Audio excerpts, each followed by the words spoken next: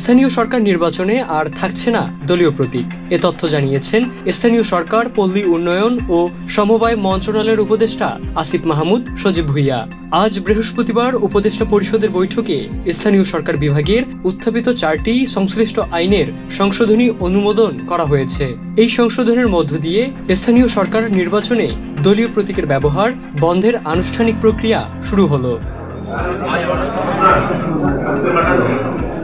বৈঠক শেষে নিজের ভেরিফাইড ফেসবুক পেজে এক পোস্টে আসিফ মাহমুদ লিখেছেন, স্থানীয় সরকার নির্বাচনে দলীয় প্রতীকের ব্যবহার বন্ধ হচ্ছে। আজকের বৈঠকে এই সিদ্ধান্তের জন্য প্রস্তাবিত আইনের সংশোধন অনুমোদিত হয়েছে। এলএমই সার্টিফাইড বিশ্বসেরা কপারে তৈরি ওয়ালটন কেবলস, যা আপনার স্থাপনাকে রাখবে সব সময় নিরাপদ। তিনি আরো উল্লেখ করেন, নির্বাচন প্রক্রিয়া আরো অংশগ্রহণমূলক, গ্রহণযোগ্য ও নিরপেক্ষ করতে এই সিদ্ধান্ত নেওয়া হয়েছে। এতে করে স্বতন্ত্র প্রার্থীরা আরো উৎসাহিত হবেন এবং দলীয় প্রভাবমুক্ত পরিবেশে জনগণ নিজ নিজ প্রতিনিধি নির্বাচনের সুযোগ পাবেন। বিশেষজ্ঞরা মনে করছেন, এই সিদ্ধান্ত স্থানীয় সরকার ব্যবস্থাকে আরো গণতান্ত্রিক ও অংশগ্রহণমূলক করে তুলতে সহায়ক হবে।